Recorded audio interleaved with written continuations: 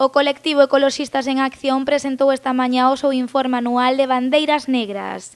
Nesta edición, a organización repartiu 6 bandeiras, 3 por mala xestión e outras 3 por contaminación. Na provincia de Pontevedra, de mala xestión foi a parar ao Porto de Marín. O motivo, a sentenza deste mesmo ano do Tribunal Supremo, na que se legalizan todos os recheos. Os cales foron declarados como ilegais noutra sentenza do ano 2009. O poder económico, totalmente en connivencia co poder político, utiliza o poder judicial para o que lles interesa.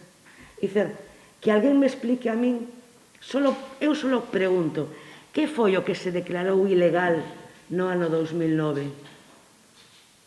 Que foi o que se xulgou? Que foi realmente o que era ilegal? Porque resulta que ao final agora todo é legal. Realmente, desde Ecoloxistas e desde Verdegalla, pensamos que isto é unha verdadeira tomadura de pelo e realmente xa non creemos moito en que a xustiza sexa igual, pero casos como estes demostran que non sabemos moi ben onde está. A bandeira por contaminación foi outorgada un ano máis a esta factoría. Neste caso, o colectivo elixiu a fábrica de Ence pola combustión de aceites usados, un feito que xa foi denunciado con anterioridade pola Asociación pola Defensa da Ría. Para que un aceite usado deixe de ser residuo e poda ser utilizado como combustible, ten que sufrir unha serie de tratamentos.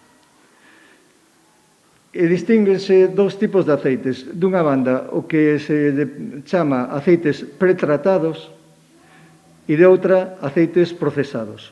Só se poderían utilizar para a combustión aceites procesados.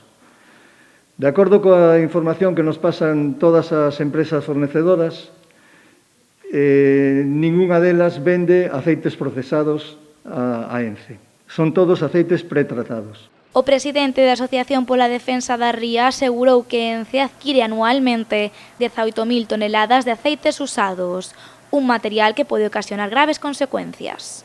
A queima de estes aceites usados provoca a emisión e, polo tanto, tamén a inmisión de metais pesados, unha cantidade inxente de metais pesados, todos os que podáis imaginar.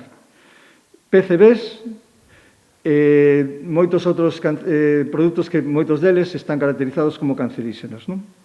Pois todos eses compostos químicos están saindo polas chimeneas de Ence ao exterior.